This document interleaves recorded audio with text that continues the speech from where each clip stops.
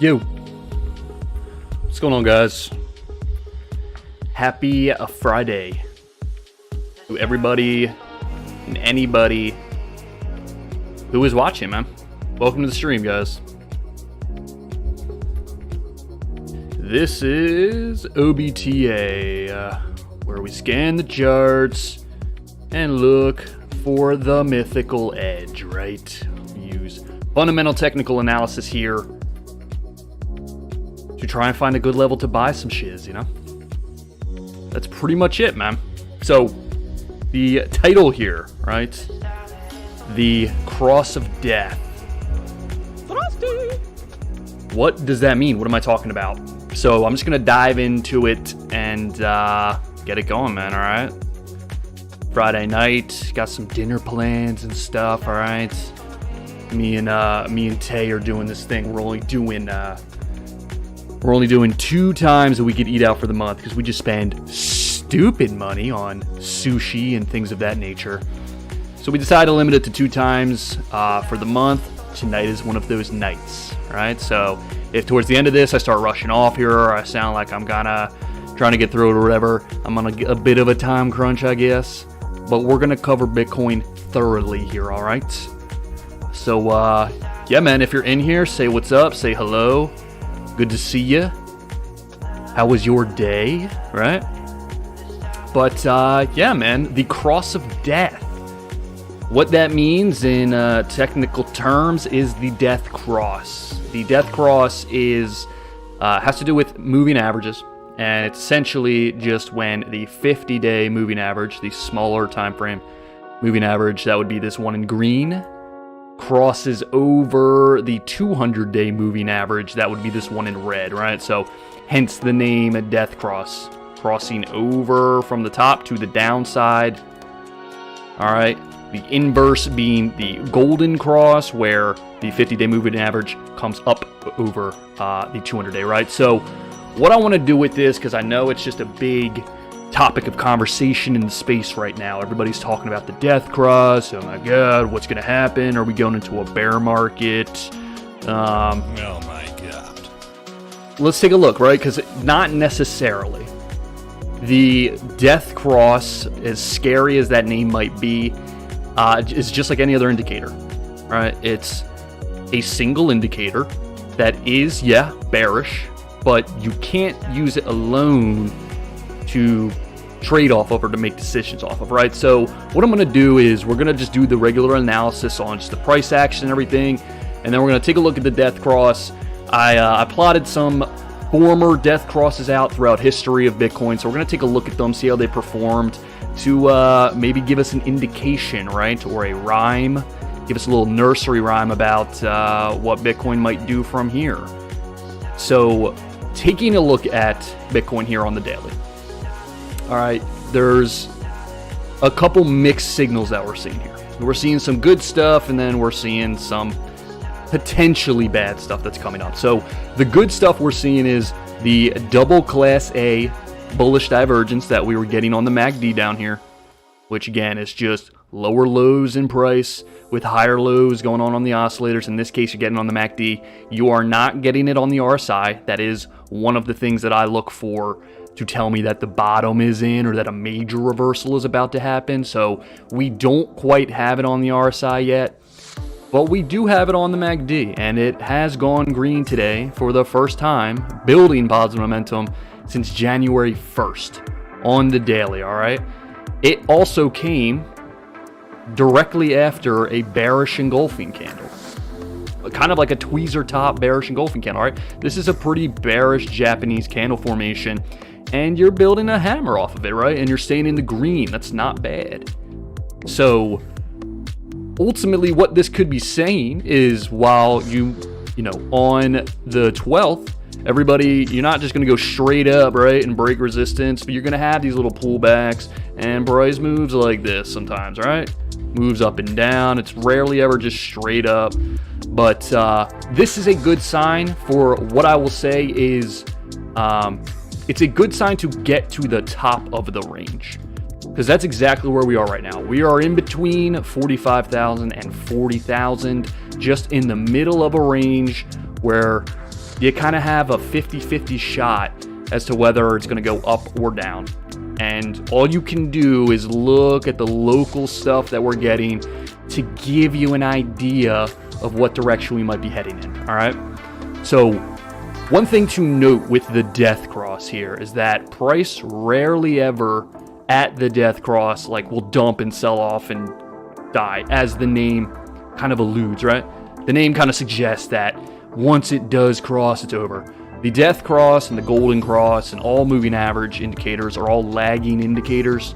So oftentimes it takes a few days, even a week, before that cross gets respected and price moves to the downside as it would suggest. So ultimately what I'm seeing here, since again, you're at the middle of the range, is you're getting positive price action after the bearish engulfing candle, which with the MACD divergence, which is making it appear that you're going to come up at least to test 45,000 again, which was touched so many times, remember, on the way back down, right? So we can move it to the 4 hour just to kind of back it up. So if we're talking about arguments for a move back to the top of the range, the 50-day moving average here, right? This green line being held, all right? Bullish engulfing candle earlier on in the day. You're seemingly getting some indecision right now, but we'll see. I mean, you don't know if it's even going to get to the top of the range. That's what you're hoping for. And again, the daily candle is really what's looking good here. But here's one thing you need to look for, all right? And what you need to keep in mind. And let's just do this real quick because the death cross seems imminent. So I'm going to go back in history a little bit here. All right, and we're just going to look in hindsight. Get them in here, dude. All right, we're going to look at hindsight at what has happened at prior death crosses, right? So I've already gone ahead and pointed them out throughout history. I think there was three of them. 3 legitimate ones. So the green thumb here is just basically saying that it didn't result in a longer term bear trend, I guess, or a longer term period of selling. Ultimately, what this one got, right, it did get a sell-off. And what I did is the day that it actually crossed, kind of exactly like how today is, I wanted to see what the price action was at that point. So on this one, June 19th, right? And I did a 30-day period afterwards, following price, 30 days after the death cross had hit. This one was down 13%. But what you will notice is that it was a relatively short-lived death cross. And death crosses, the consensus on them is that they usually indicate a long-term bear trend. If you look historically, like the S&P 500 and the bigger markets that have had a lot of history, death crosses occurred, near the 2008 crash, back in the 30s. If you go back in time, you'll see these death crosses happening that predict, major recessions and bear trends and stuff like that. That's why people use them. But in that case, they're usually more reliable on a 10-day time frame, a 50-day time frame, right, to indicate a long, we're talking years. If that's what everybody is thinking, is this the start of the bear market where, just like back in 2018, we go a year and a half of just nothing, selling off and going sideways?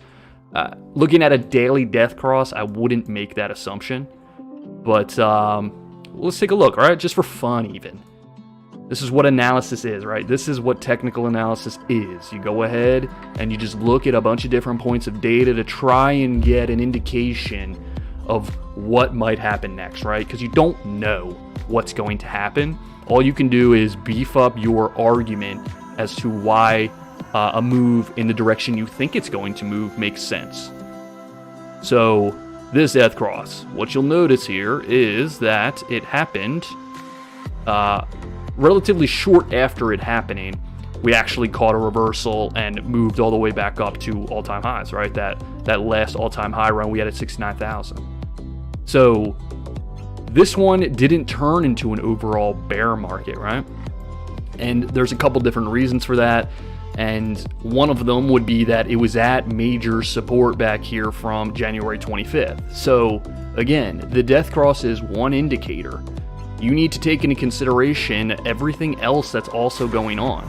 And it's the same thing for where we are right now. If we don't break 40,000, that's the major indicator. This thing can cross over, we could come back down to 40, and as long as we hold 40 and start showing signs of reversal, it could do something very similar to what it did back here in July. All right, in July you had the Class A bullish divergence going on. All right, you had it on the MACD and on the RSI on the way down. So get some RSI divergence, come back, hold 40. Okay, that could be a serious. That could be the bottom that gets us going back towards the upside, and it's just another very short-lived death cross, if you want to call it that. The thing that's a little bit nerve-wracking with this one is just how close you are to the 40,000 level of support with it just starting to touch. So if this death cross sent it down 13%, the only wiggle room we have really is like 10%, right? If we go down another 10%, we're down at 38,849. At that point, we're just most likely coming back down to 30. All right, so we don't have a ton of wiggle room. So we really need all of the other signs to start showing. The MACD divergence, the RSI divergence, right? We'll be showing a bullish engulfing candle, like a major one at 40,000, to signal in a true reversal. But this one was actually an interesting find because it really didn't usher in a long-term bear trend or anything like that. It actually came right at the point of the major reversal. So that's one thing I noticed on the first one. This one over here was just COVID, right? Just a black swan event, news-driven catalyst. You don't count that one. All right, you would count this one back here. All right, and same thing, after a 30-day period, yes, it did. It sold off 21%. So being kind of respected in that regard there. The selling lasted on this particular one for about 70 days before reversing. So, I mean, that is one that was kind of respected. Now, you were starting to get, again, divergence on the MACD, and then you also got it on the RSI before bottoming out, creating a slightly higher low, and then rallying, and then you got the COVID dump. Ultimately, though, if COVID didn't happen, right, this golden cross you had right here after rallying, you would have probably just avoided, I mean, not probably, you would have just avoided this dump, and it would have basically just been like flat, right? Kind of just going up a flat and then continued on its way to where it was going. It wouldn't have dumped off like this. So this is kind of another indication of where a death cross resulted in, yeah, selling for about 60 days, bottoming out before going on a rally, right? So the only death cross that I could find that really resulted in like a long-term bear trend was the one back here from March of 2018. All right, after that one happened, the funny thing with this one is that you actually rallied. So you rallied after the death cross happened. You sold off a bit, but then after 30 days, you would have actually been up 32% from where that death cross happened on March 29th. So if you would have bought at the death cross, you would have actually been up 32%. Dude, I know how much I get it. But I'm just going back and I'm just looking at prior death crosses, right? Did they all just spell doom immediately? Not really. All right. This one resulted in, the selling off and all that, but that doesn't mean that the one right now is going to. This is the only one that resulted in a long-term downtrend, bear market, whatever you want to call it. The other two really actually resulted in being close to the reversal. Again, just get rid of COVID here. If COVID never happened, this is like the bottom, right? You would have just made a higher low at that point. All right. It probably would have been more like this.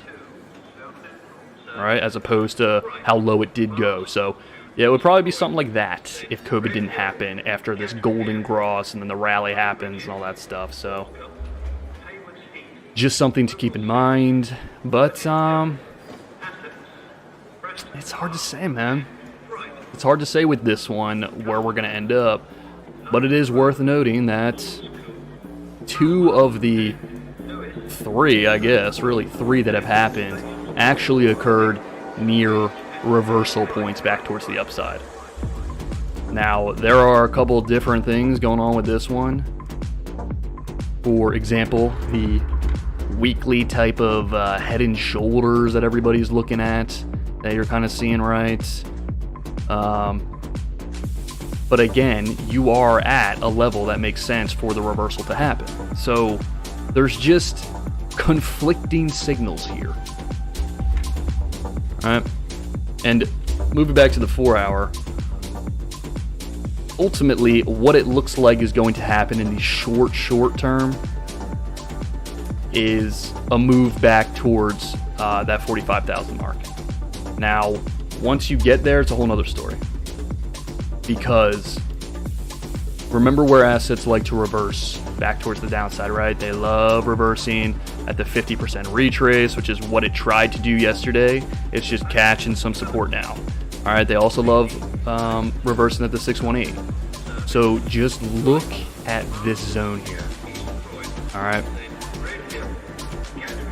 From your shoulder on December 31st to the low from January 10th.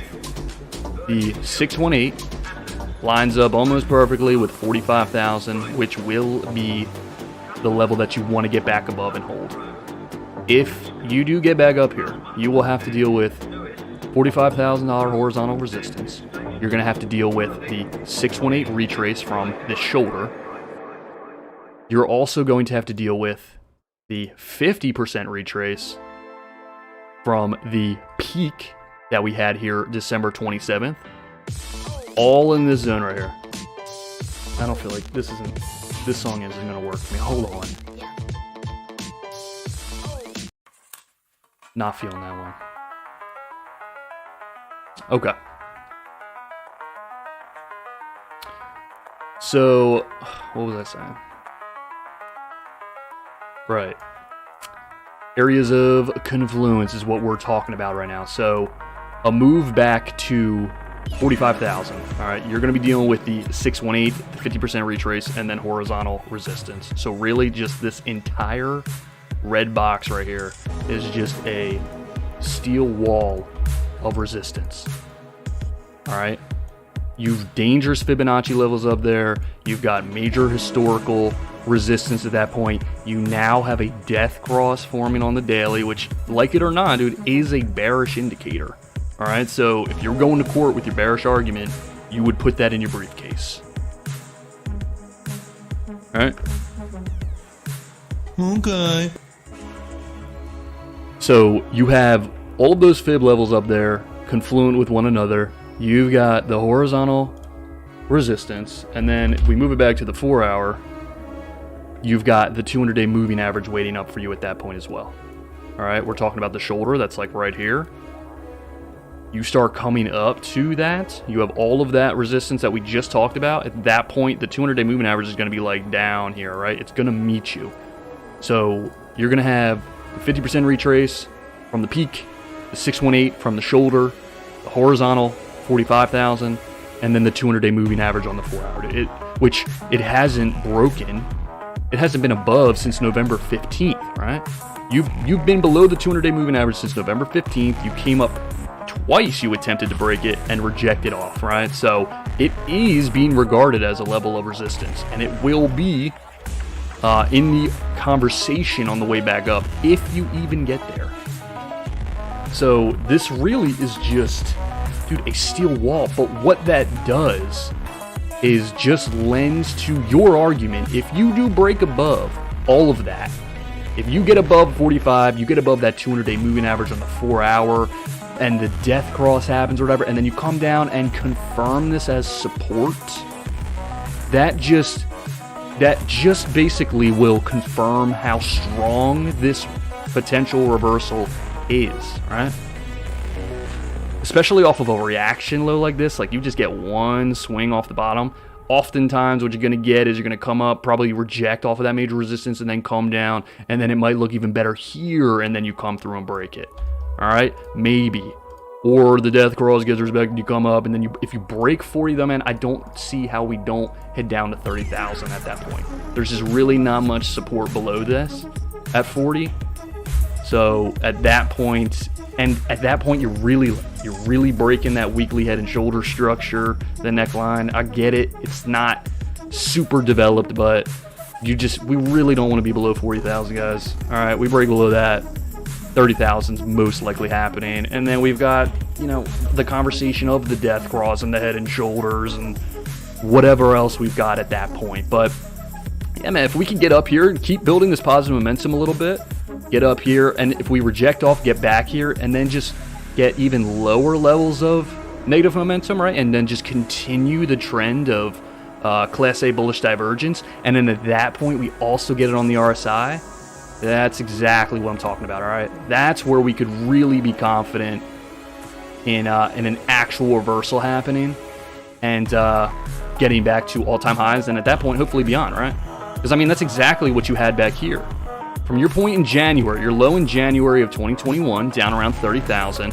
When you popped up, made that run, you came back. You got a death cross, brought you back down to that support before you reversed and ran, right? But what did you do? You sprung off of it. You held. You had a huge bullish engulfing candle. And then you ran up and made new all-time highs and all that kind of stuff, all right? That's what we want to happen again. We want this to come back, confirm at a level of major historical support, and then run again and break through that, again, major resistance. All right? So that's it for Bitcoin. Death cross doesn't necessarily mean death in this case, but it's definitely an indicator that you need to be aware of when you're trying to come up with a conclusion, I guess, of what you think Bitcoin's going to do. You weigh your bullish evidence against the bearish evidence, and if one is just way stronger than the other, then you should probably go with that case, right? Just like in a court of law. If you come to the judge and you've got the fingerprints, the witness, the confession, and all the other guy has is like, no, he's my friend and I was with him that night, like, who are you going to believe, right? It's two arguments, two sides, lawyers fighting with each other. Be a lawyer from both sides, right? Play devil's advocate. But short term, yeah, sure.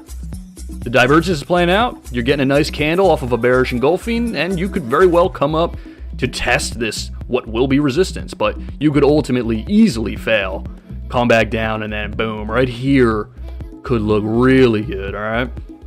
So right now, no action to take on Bitcoin. Middle of the range, 50-50 shot.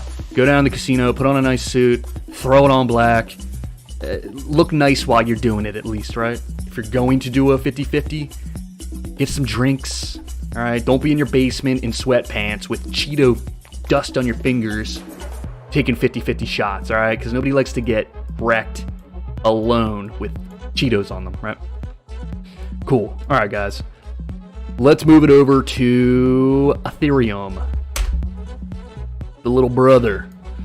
All right. So looking at Ethereum, no death cross on Ethereum. Bitcoin was really, I didn't look at too many other assets as far as death crosses, but Bitcoin was the only one that I noticed, and it's the main one that's important, right? And because if Bitcoin is the overall health of the crypto market, we need it to be looking healthy. Nobody wants to buy, Voyager or some other random altcoin when Bitcoin's not looking spry, young, and healthy, right? So, Ethereum here, similar kind of thing. Didn't bearishly engulf yesterday, but did tweezer top for sure. All right, and you're playing off of the bullish bat harmonic. Okay. The bullish bat harmonic. The 886 pattern completion zone. At historical support from May 26th, June 4th. Caught the reaction. No divergence whatsoever to speak of, and approaching a range of resistance, right? The shoulder back here from August. And then you have the 200-day moving average directly above you as well, which you fell below, I guess, January 6th. Technically, you closed at it. So January 7th was the first time you've been below the 200-day moving average since July 13th. Gross. And now potentially regarding it as resistance, again, with no divergence on the daily. So, yeah, it's like, again, you got to weigh your arguments. Okay, you got the pattern completion zone of a bat at historical support, but you have no divergence or anything on the daily, at least. Move it to the 4-hour. You've got a supply line locally here dating back to January 4th. All right, what you do like is that you are holding on to the 50-day moving average on the 4-hour. You are back at that level of 3,345. These shoulders back here again, right? Resistance at the supply line, the trend line. So you're currently battling a level of resistance.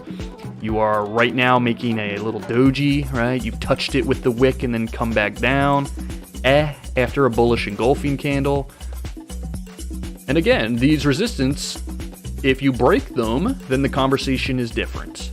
But you could very well easily just reject it and move back down to the bottom of the range at 2,900 again, right? Come back down to test 2,900, at which point you would have the confirmation low argument ready to go.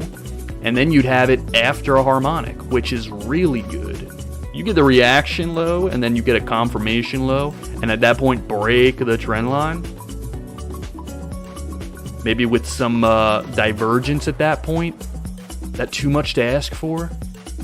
But we get some divergence at that point, and then the argument's stronger, right? Hopefully Bitcoin is also doing its thing down at that point. Maybe Bitcoin's back at 40,000 there and showing its own reversal signals. All right, that could be the trade of the century. Right now, it doesn't make sense to take a position on anything. Right. Are you guys having a killer time? All right, cool. So, I hope this makes sense, guys. If it doesn't make sense, if anybody's watching this and you're just like, what the hell is this guy talking about? It's totally interactive stream, man. You want me to look at something, you have questions, shout them out in here. I would be happy to try and answer them. Okay. So, yeah, Ethereum testing resistance as we speak. The 4-hour, no edge, right? The only argument I like on this is the bat reaction and the hold of the 50-day moving average. So we'll see if it's enough to break this resistance, at which point the next level of resistance is up at $3,671. That would be a rise of about like 10%. But certainly don't want to take the position right now. Could easily reject right here and just head back down like 12%. All right. Especially with no divergence or anything. That's what we're looking at, all right? Cool. We get it? We understand? Are you not entertained?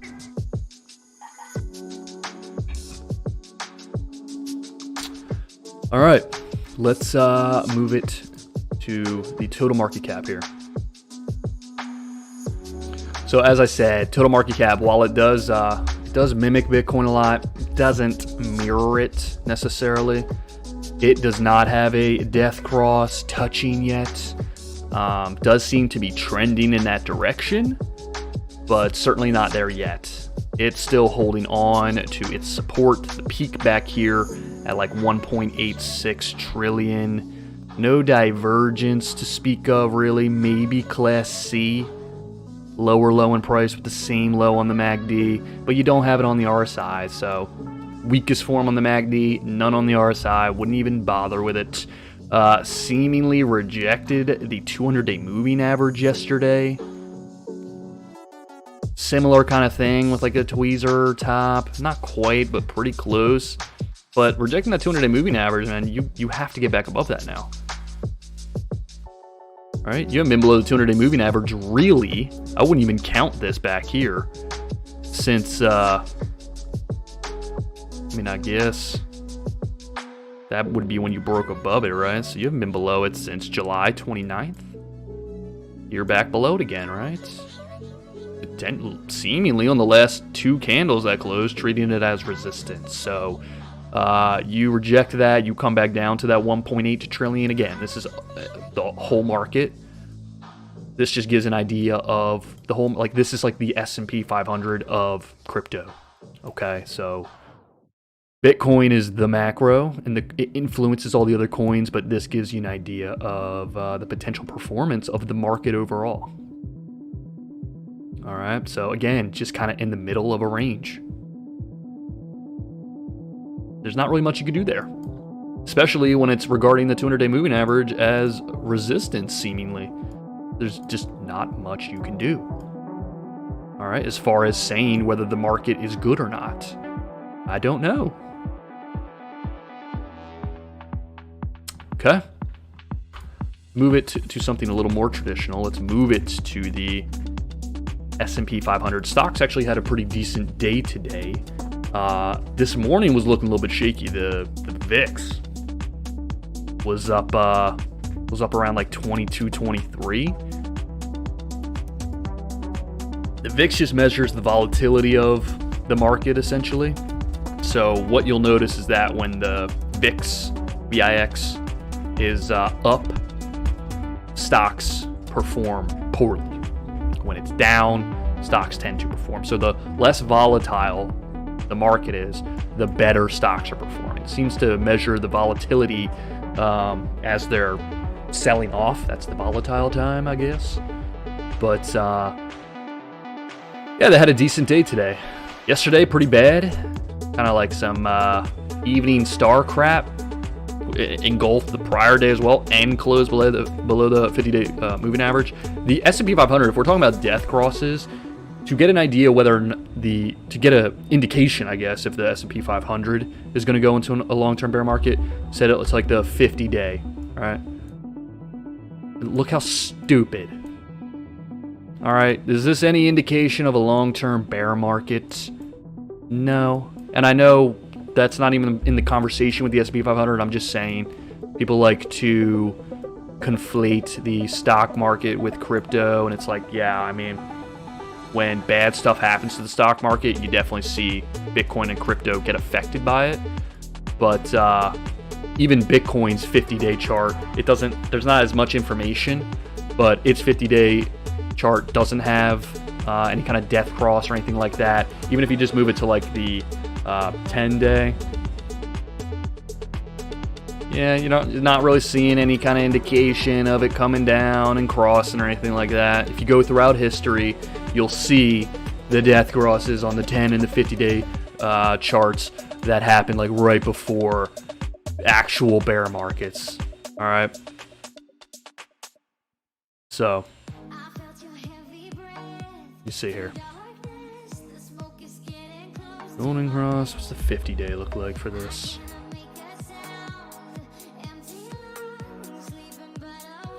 Damn thing's making me a liar.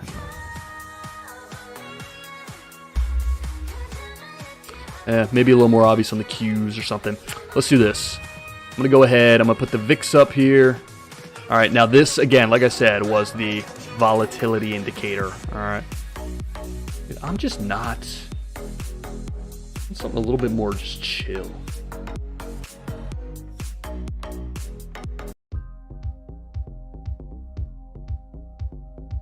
I think it's in a weird section. Let's go here. All right.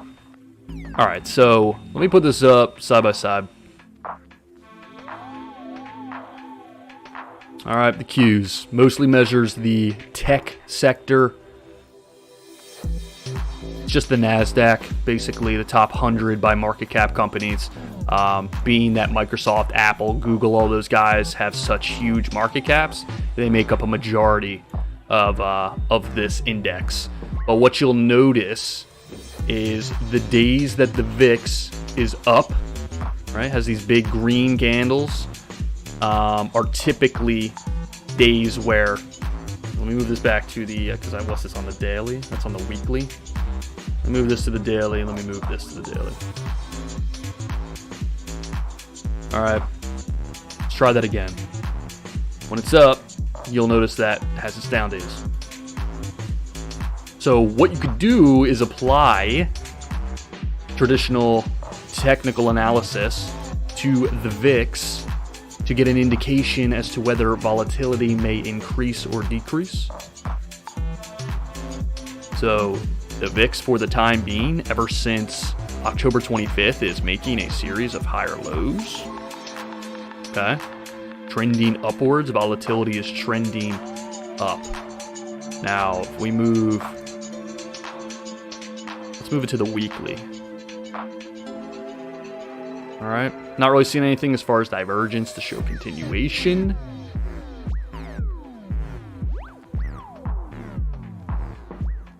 So nothing really signaling continuation as far as volatility to the upside. But that's kind of, that's what was good about today, is that it started off very volatile. You know, it was up at 22 and then has closed down at 19. So this morning it was very volatile. There was some selling going on, and then ultimately ended up calming down, came up and held about, 375.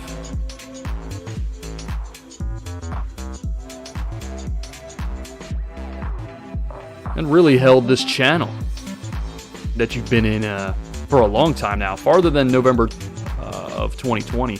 Really, since the COVID crash, you've just been in an upward channel, but you're certainly at the bottom of it right now. So it's holding on. It's trying to hang in there as far as holding on to that demand line, sticking above. I mean, what is this? The 200 on this one? Yeah, the 200-day moving average. All right, trying to hang on the bottom of the channel, but this is good, all right? This is showing that people are still participating in the market, still buying. You are below the 50-day moving average at this point, so you do want to get back above that, get back towards the middle of the range, the top of the range. But yeah, being at the bottom here, if this demand line holds, that would seem to indicate that tech is going to perform a little bit, right? Over the next few days, maybe. Pick it up. Or if it breaks this, and really if it breaks below the 200-day moving average, then that could be an indication of something a little bit darker, a little more sinister as far as the market is concerned, right? I know we've been seeing a lot of crap going on, inflation at like 7%. Some scary stuff, man. Fed talking about slowing down the printer.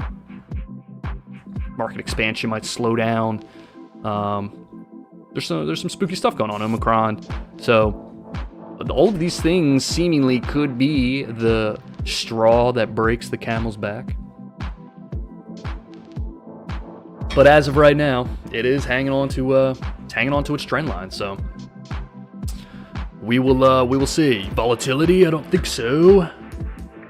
Try invest in it. So if I invest in it right now, you're telling me that stock's gonna do well and I'll become a millionaire? So you're telling me there's a chance? All right. Let's move it back. Let's take a look at really want to take a look at it, but we'll take a look at Doge. All right. Reason being, freaking Musk, of course, doing what Elon does and tweeting, right, that Tesla, you can now purchase Tesla merchandise in Dogecoin. Nope. Right? So you can technically buy a Tesla in Doge? Nope. Oh. So what can you buy, Elon? It turns out, if you just read the headlines, you would think you could buy anything in the merch store with Doge, right? There's only 3 items on his website or on Tesla.com that you can purchase in Doge. It is a belt buckle, a children's ATV quad, which is like $2,300. So, and then the third thing is a whistle. I don't know if it's like a grape whistle. I don't know I don't know why Tesla is selling a whistle, but you can buy a Tesla whistle with Doge. So it's like you could buy a Tesla whistle, a belt buckle, or a quad. Like the three most random things he could probably think of to buy in Doge. So there's the only three things you can buy in Doge right now. It's a pilot, whatever. But dude, Doge pumped on that news. It was up like 8%, 10% at one time today. So cool, man. Good if you own Doge. Cool. It was also showing. This is on the daily, right? Daily was certainly showing Class A bullish divergence beforehand, right? Coming up, testing 2 days ago or yesterday, tested the 50-day moving average, and then today got that news. So closed above it, which is important. People did seemingly take their profits pretty quickly. You can tell by that long upper wick, and you did not close above this resistance back here from September 28th, right? That major inflection point there, as well as regarded as support here August 4th, right? So 19.5 cents. You were above it, and then you came back down pretty quick, closed below it, but above the 50-day. So who knows? Maybe you'll get back up there and reject off of it. Probably going to be some more selling if this long upper wick is any indication. And at that point, you got to hope that you hold 16 cents. Fall below 16 cents, you're heading back down to 13, which ultimately would be a drawdown of what? 25%. Yeah, cool.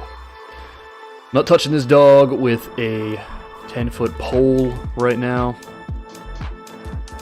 especially with Bitcoin trying to make up its mind. Yeah, congrats on the news pump. Congrats on the Elon tweet.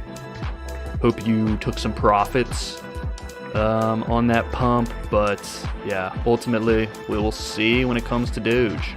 All right, it's above a major level of support. Down here could be the sweet spot, right? Come back, confirm 1376. If you fall below it, dude, you're 8.7 cents. There's literally nothing until that. So yeah, it got a lot of life while it was staring at the abyss, but I guess maybe Elon saw that. He was like, oh god, dude, if it breaks below this point, it's heading straight down to 8 cents. That's a 37% drawdown. Can't have that. Let me put out a tweet. Hey everybody, you can now buy a belt buckle and a whistle in Doge. And I'm just going to call it merch and let people figure it out. And people went nuts and it pumped, all right? Happens, dude.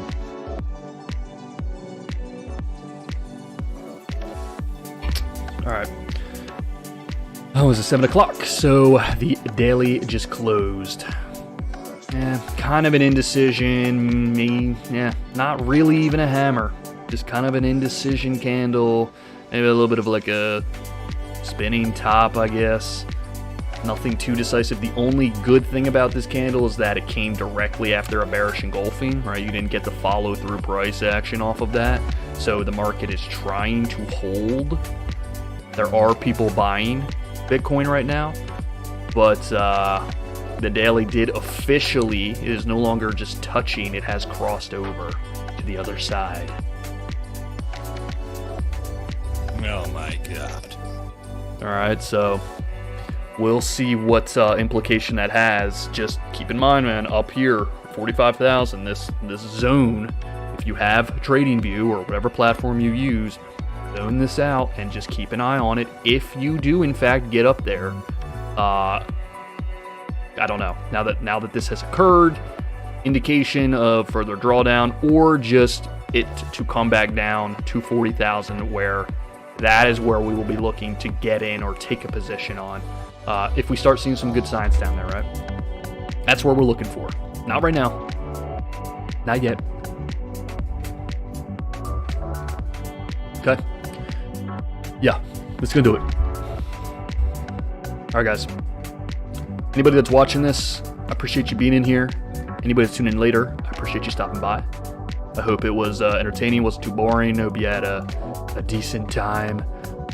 Go ahead if you are interested in this stuff or just you have some questions, whatever it is. Discord over above me. I keep forgetting that I moved it. Discord's above. Follow the Instagram, the Twitter. Just reach out and yeah, man, be part of the community and get in on this stuff. Become educated and be with some like-minded people, man. If you like crypto and stocks and just trading in general, whatever it is, it's a lot more fun when you're doing it with other people. All right, making money by yourself is cool. Making money with other people is, I don't have a word. A word that's better than cool. But yeah, go ahead, jump in the Discord, the Instagram, the Twitter.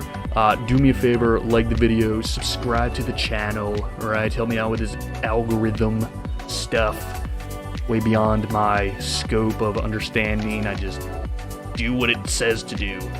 But yeah, I'd really appreciate that, guys. Hope you have a good Friday night. Have a good weekend. Probably be back here on Sunday. Throw up another update. But yeah, until then, enjoy your night. Enjoy your weekend. Keep it real. And as always, keep it technical. Frosty! Our place.